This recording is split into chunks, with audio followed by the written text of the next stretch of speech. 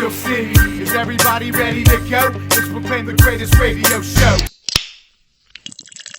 Hello, fans, and welcome to another episode of The Spread. I'm your host, Jim Sella, in studio with co-host Jay Dash.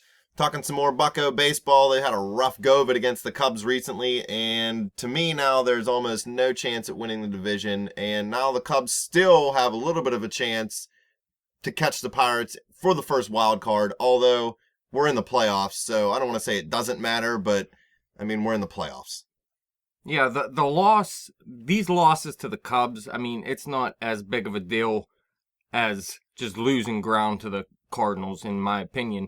But I disagree with you. The division isn't out of hand right now because the Pirates still play the Cardinals in 3 games. So all they have to do is make up 2 games within that time until they play the Cardinals. And then, I mean, you'd have to sweep the Cardinals, which is a possibility, but it's going to be tough for the Pirates. But if you remember, we did that segment on the Pirates, the division struggles continue. And the Pirates were 21-32 in the division at that time when we did that segment. And since then, before this Cubs series, they were actually 7-3 in their previous 10 games in the NL Central. Like I said, coming into this Cubs series. So they actually did turn it around there for a 10-game stretch. And everything was looking good. In fact, they went into this doubleheader on Tuesday and they won the game. Cole pitched that game. And he pitched very well. That's nice to see because that's probably who's going to be pitching against the Cubs if they do go into that 1-game wild card against them. And he went 6 1/3, 6 hits, 3 earned runs, no walks, and 8 Ks. Rizzo, Chris Bryant, and Cal Schwarber combined to go 0 for 12 with 5 Ks in that game as well. And the Bucks won 5-4. So like I said, it's a good sign because Cole will probably be facing these hitters right here. These are their big 3 hitters. And he shut him down. So that's good news for the 1-game wild card. That moved them to 8-3 in their last 11 division games, making them 29-35 on the season in the NL Central at that point. So gaining a little bit of ground. It also put them 5 games ahead of the Cubs for the first wild card spot at that point. So everything was looking great for the Pirates. And then headed into game 2 of this doubleheader on Tuesday, I mean, you can't expect a team to sweep a doubleheader. You never expect that. So when they lost this game, I wasn't too upset about it. They lost this game 2-1. And like I said, it's tough to win both games of a doubleheader. And many of their starters were resting, actually. Kutch did play in this game, though. Yeah, he's the only one that played all, 18 innings? Yeah, I believe so. But Happ pitched in this game, and he pitched well, too. 5 2/3 innings pitched. 8 hits, 2 earned runs, 2 walks, and 8 Ks. Rizzo and Bryant combined to go 1 for 6 in this game with an RBI, 2 walks, and 2 Ks. Now, Cal Schwarber didn't play. The problem is they ran into John Lester on top of his game. He went a complete game, 9 innings, 5 hits, 1 earned run, 1 walk, and 9 Ks. So he dominated. Now, they're not going to see him in the 1-game wild card most likely, but if something would happen to Arrieta, I'm sure the Cubs wouldn't mind putting Lester in that 1-game wild card. My biggest problem with game 2 of the doubleheader, and I know the Pirates' philosophy and everything, and, I know they want to keep everybody fresh, but I feel like they rested just too much. They needed to keep their better players in there. I know exactly what they want to do. They say they want their players fresh for the pennant race. Oh, it's not even that, man. Isn't this like that time? This is the pennant race. I mean, but you don't understand. This is why you rested everybody early in the year, so that when you have this instance late in the season, you could still play everybody and have a shot to win that game. Because if you win both of those games, I mean, it's devastating to the Cubs, and I think this whole series is different. But you got to look around the league, man. In a doubleheader, this is what teams do. They never play all their players all 18 innings. It doesn't happen with anyone. The Cubs didn't play all their players either. They played many backups, at least 4 or 5 backups in that second game. So it happens in every doubleheader. Now, they did rest McCutchen on Thursday as well. That was when they gave him the rest, and I don't know if I agree with that, but he did have a bad game on Wednesday. And going into Wednesday, I mean, like I was saying, you split a doubleheader. That's pretty much what happens in the big leagues. You don't really sweep too many doubleheaders. And yeah, you're right. They did rest people during the season and whatnot, man. But why couldn't they have rested one or two guys in each game as opposed to just dumping their roster in game 2? It's like, I mean, no, I know that's not what they're doing, but it's like they're tanking. You know what I mean? It's just like, we don't even care about game 2 because we won game 1. Did you look at the roster in that game, though, man? You're acting like it was terrible. Any roster with Pokemon in it is terrible. Well, Florimon won them a game, and he actually helped them win game 1 of this doubleheader by scoring the game-winning run. So they gave him a start, maybe just because he helped them win that first game. Florimon and Rodriguez were the two guys that you probably didn't want to see in the lineup. But they still had Harrison, Marte, McCutchen, Ramirez, Cervelli. Morse is actually playing very well with the Pittsburgh Pirates. He was in for this game. I mean... Why does it seem like they don't like Morse? I don't know if it's they don't... I don't know, man. They view Moore as a backup for some reason. I think he's starter material. And really, I mean, I never really cared for moving Ramirez to first base. I thought Morse was definitely worth a platoon at first base with Pedro Alvarez. But they are sending Alvarez versus righties sometimes now, too. So maybe they just want Ramirez at first base because Morse, I mean, he doesn't hit righties that great. So maybe they're thinking they don't want him to overtake Alvarez. They rather have Ramirez overtake Alvarez if anyone is going to. But I'd have just left it as the Morse-Alvarez platoon, in my opinion. Do you think they feel, and this isn't the reason why they're doing it, but do you think they feel a little bit of pressure to play Ramirez, considering, they went out and got him at a time and said he was a big need, and then we get, now Gung's hurt, so he still is a big need. But when we got everybody back, it was almost like he was a lost player on the diamond, so they were just like trying to fit him in somewhere to justify the trade almost. And I mean, he's a good player. He's been hitting well. If he wasn't hitting well, then they wouldn't try to force him in the lineup at all, I don't think. But he's just hitting too well right now. But I think Pedro's hitting too well as well. So, I mean, it's hard.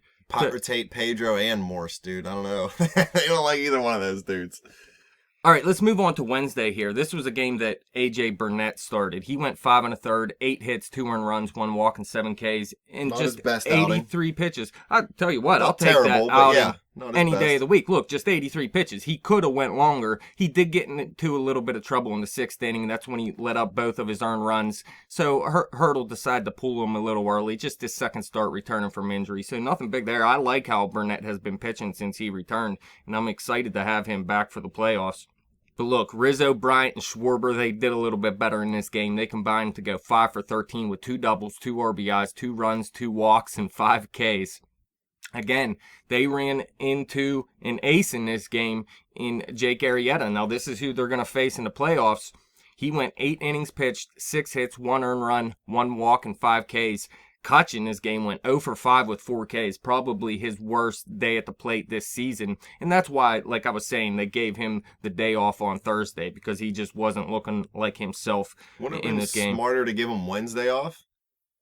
I mean, they could have gave him Wednesday off. It looked like he needed Wednesday off by the way he played. I mean, I know that's hindsight. I'm not just saying that because he played poorly, but they have everybody on step counts. You know what I mean? You think the smarter thing to do would be rest the guy after he played freaking 16 innings the day before, 18. let him 18 innings. You're right, sorry, and then let him play Thursday. I mean. It's either way. It could have worked either way, but it just... Here's why I think they didn't do it, though. You're facing Jake Arrieta, a guy you are going to face in the playoffs, so you want to see what you have going up against him. Makes sense. So you want to put your best lineup out there. I guess you want Kutch to get some at-bats against him, too, just to get familiar with him. He actually hit Arrieta pretty well in his career up until this game. Arrieta shut him down in this game, but... Now you know what you're going up against in Arrieta heading into the playoffs if you do face him in that one-game wild card. And he pitched very well against the Pirates, don't get me wrong, but he didn't come out with the win. So Cole pitched well, Arrieta pitched well in the playoffs. This is going to be a very tough matchup on both sides. I think it's going to be a low-scoring, close game if it comes down to Cole versus Arrieta in that one-game wild card. But look, the Bucks were able to scratch out a second run in the 8th inning in this game on a Polanco groundout, tied the game 2-2. And like I said, Arrieta, he was unable to get the win. That would have been his 20th win of the season. He'll have to wait until his next time out to try to get that 20th win. But this game actually went into extra innings. And the Cubs were able to scratch out a run in the 12th inning off of Vance Worley. And the Bucks ended up losing this game 3-2.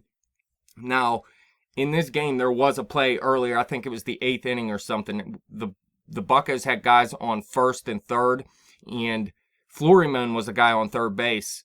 I forget who hit the ground ball, but it was a hard hit play to Addison Russell at shortstop, and Miguel Montero, as soon as the ball was hit, came up and stepped in front of the plate for the throw to home, and Florimon got tagged out at home on the play.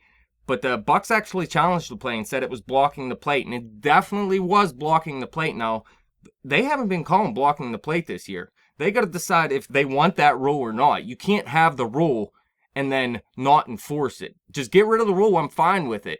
But that was definitely blocking the plate, and the Pirates should have won this game by the rules. Now, I don't like the rule. I think they should get rid of it. But by the rules, the Buccos should have won this game because there definitely 100% was blocking the plate. I'm pretty sure Easy said he didn't block the plate. I didn't watch it. He was here. Then he left to go when it went to extra innings because I was done with it. I can't watch that many innings of I don't know how baseball. he'd say that. I mean, the ball was hit. Miguel Montero just immediately, like a catcher does, what they've been doing since baseball started. They get up and stand in front of the plate and wait for the throw. That's exactly what happened. I mean, it wasn't a force play, so it wasn't like he was standing on the plate. He was standing in front of the plate, just blocking the plate.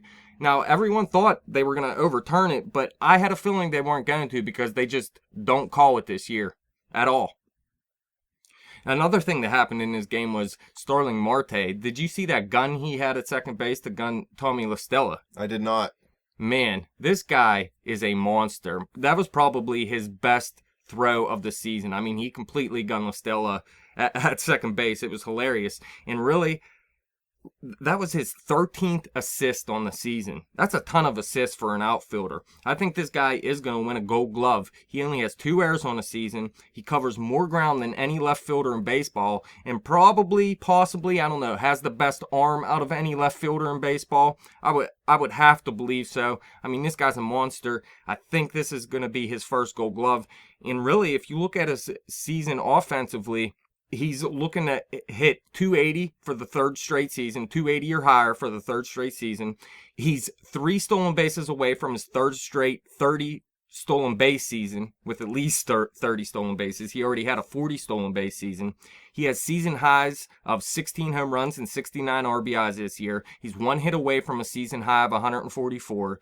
He's 2 doubles away from tying his season high of 29 doubles, and he's 7 runs away from tying his previous season high of 83 runs scored. So he's on pace for a career year at this point. I know he had more power earlier in the season, but still, by season's end, 16 home runs, that's not bad out of him. I'd like to see him hit a couple more, get to 20 maybe. I think he's more of a 20 to 25 home run hitter in his prime, and he's still on his way there. I think he has more potential ahead of him still, but this guy is one of the best outfielders in baseball. Yeah, I was going to say the only thing in those numbers that doesn't impress me is the 16 home runs, considering he had, 14 going into the break, or even going into, June? I don't know if it was that many. I think it was something like 12 or 13 maybe. But yeah, he's been a little depleted in the power department here over the second half of the season.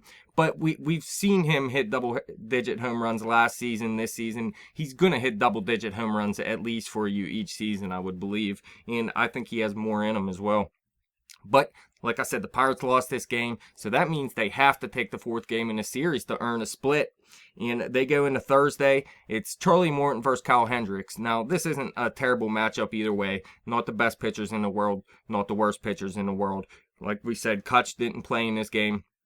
And the Cubs got to him early. They went up 3-0 after 2 innings. 2 of those runs were charged to Charlie Morton. 1 was unearned. But more importantly, Jung-Ho, top of the 1st inning. He's out. He's out. He's beat. Listen, Coughlin was trying to break up a double play. A lot of people were saying this play, it's just a baseball play, which it is. It's just a baseball play. Now, is it dirty or not? I don't know. He slid completely sideways to break up the double play. So you got to ask yourself, is that how you're supposed to go in on a slide to break up a double play? I kind of see it as a little bit dirty, but I understand. It's a baseball play. That's what you do.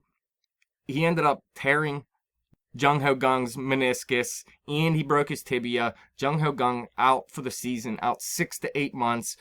So it hurts, but we did a segment earlier this season about Jung-Ho Kang, and you asked me if the Pirates lost him, would they be okay? Which was a bigger loss, you actually asked me. Was it Jung-Ho Kang or Matt Duffy for the Giants if one of them went down? And I said it would hurt both, but they can survive without him. I mean, it definitely hurts. It doesn't help in any way. But you still do have a good shortstop in Jordy Mercer there.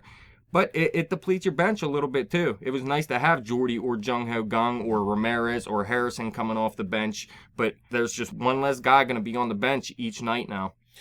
After Easy hated on Gung, then loved Gung, and loved Harrison, and then hated Harrison, now he's back on Harrison, and he says Jay-Hay's going to step up since Gung went down. I don't think he ever hated any of these guys. Besides You're Jung-Ho. the one who said he hated... Yeah, I was going to say, you're the one who screamed at him and told him he hated Gung. He Definitely hated Jung-Ho. He goes back and forth with Jay-Hay. It's whatever mood he's in. How many beers did Easy the only have? thing I ever heard him say is he's his favorite Pirate. So I've never heard him go back and forth on him necessarily. Man. He said it a couple times. If he has one bad game at the plate, he's like, dude's garbage, get rid of him. But look, here's the thing to me. They put in this new rule where there's the blocking the plate rule, and they do it so you don't hurt the catcher. Well, why is it still okay to try to take out a second baseman then? I just don't understand that at all. I don't see why baseball has rules they don't enforce. They have that stupid pace of play rule that they don't enforce. I forget, I read an article, I don't remember what pitcher or hitter, but there was a game the other night and the pitcher felt that the batter took too much time and then he asked for an extra timeout. So then the pitcher hit him and the pitcher got tossed out of the game. I mean, it's just, you're making these rules, nobody knows them. And I agree with you. If you're not allowed to take out the catcher, why are you allowed to take out the second baseman? It doesn't make any sense. I didn't see the play happen. I seen a picture of the play. And to me, it looks like he clearly went out of his way to slide into Gung and not into the base. Which, I mean, he was still close enough to the base where he could have touched the base, right. You know what I mean? So it's not necessarily illegal, but you shouldn't be allowed to go in completely sideways to break up the double play either. And when you're sliding into a base, when you're sliding off to the side and trying to touch it with your hand, you're generally doing that because you think somebody's going to be able to tag you out from the other side. So you're trying to position yourself. This was just him going out of his way to slide into Jung-Ho to break up the play. Some people might call it a tough baseball play. I call it dirty. I don't know. I didn't like it. I've never liked that. Either way, it sucks. I mean, losing Jung-Ho Kang, it hurts for the Pirates. And, I mean, he was on his way to a potential, not necessarily he was going to win it, but a potential NL Rookie of the Year. I mean, I'm sure Chris Bryant was still going to beat him out. But there's no doubt he's not going to win it now. And it hurts because he had a excellent rookie season. He was clutch at the plate. And I'm looking forward to him next year, but 8 months, that's a long time. Well, yeah, if it's 8 months, that's the beginning of next year already, right? Yeah. It sucks. And this is an older guy, too. So it's not like we can see him miss a couple years and he'll still be young and be able to produce for us. I mean, he's in his prime right now. Jung-Ho done.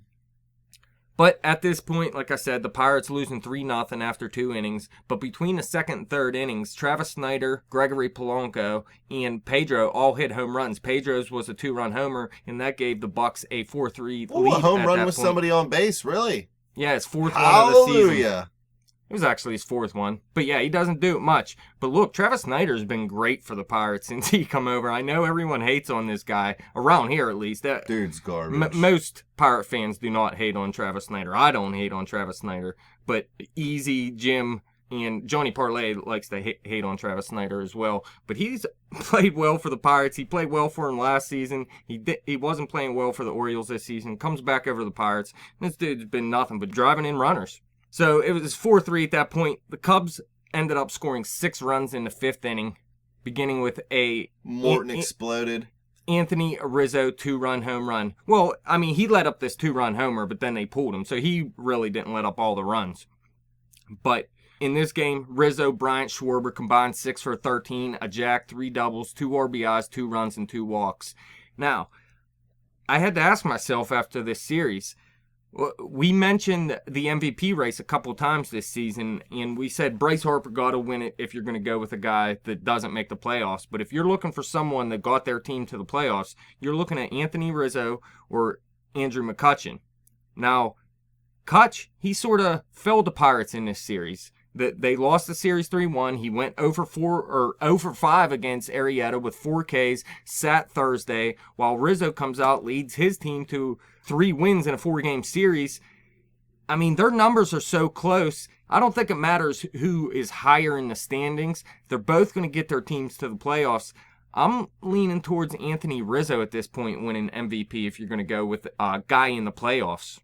I still think it's just going to end up being Bryce Harper, but I agree with you that Rizzo deserves it a little bit more than Kutch right now. Just at this point, look, they have a couple games left versus the Cubs. I think that could really be the final tell in who wins MVP if you're going to go with one of these guys. Whoever has the bigger series in the end, it might end up winning MVP because, I mean, their numbers are close. Kutch has the better average, hitting 20 points higher at 298. He has a higher OBP by 10 points at 397.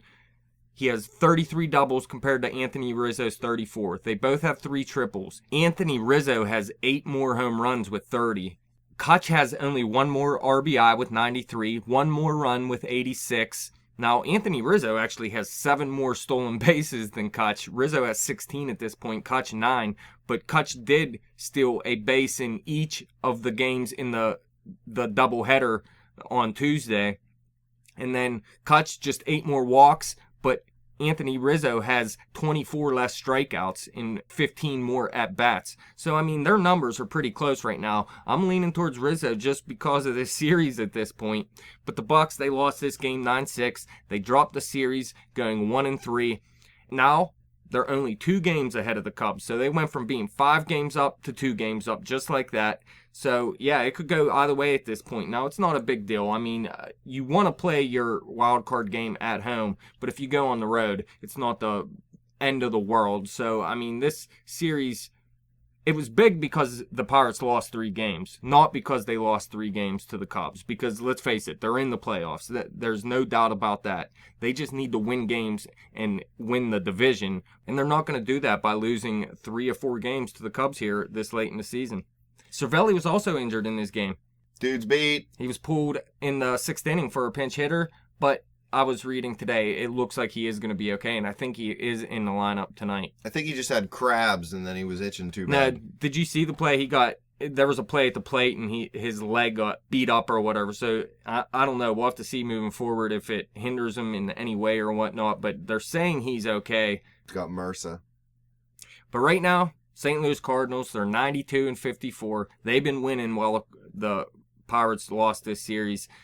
The Bucks, they're 87-59, 5 games back now. Like I said, you're right at the point where you can't lose any more ground. They got to gain 2 games within the next couple series here going into St. Louis, so they have a chance to sweep and at least tie the Cardinals by the end of that series. So it's not over yet, but you're getting right at that range. You have to start winning this series, which is going to be tough because you're going into Los Angeles. Now, I know the Pirates, they're great against the NL West this season, but you're going to face Greinke and Kershaw in these first 2 games, and Locke is actually going up against Greinke tonight. Now, you know that's not a good matchup at all for the Pirates. Obviously, Greinke's going to probably win the Cy Young, if not Arrieta, and he could even win MVP, apparently, still.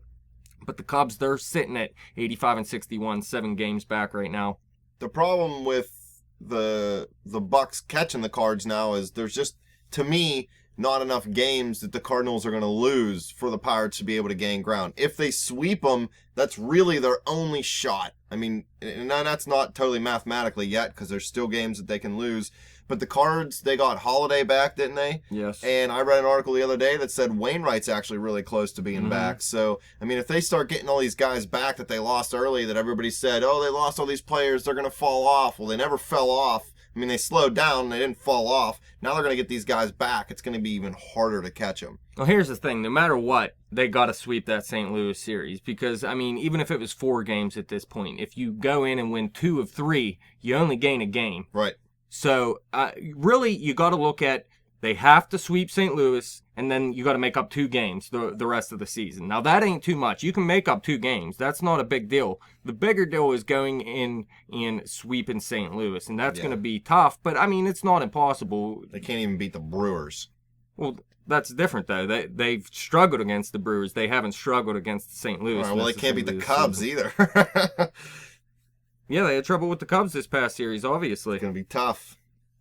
But their road trip ends with 3 games in Chicago. They're not expected to see Arrieta in that series, but that could change. And then afterwards, they finished the season with 6 home games. Like I said, they got 3 versus St. Louis and then 3 versus Cincinnati. So they got some ground to make up, but like I said, it's not impossible as long as you sweep St. Louis. 2 games isn't a lot to make up. They still have plenty of time to do that, but it's all about the sweeping St. Louis part. And they got to start winning tonight. I mean, not necessarily tonight. They don't have to win tonight to stay in anything, but you have to win these series. I mean, yeah, you got to win the LA series. You have to win the Colorado series. You got to sweep the St. Louis series, and then you got to go to Cincinnati and beat them as well. At least 2, probably 3. Yeah, to me, the only shot the Bucks got is to go on about a 5-game win streak and then sweep the Cards and hope that, the Cards lose a game or 2 here while they're in the middle of their winning streak.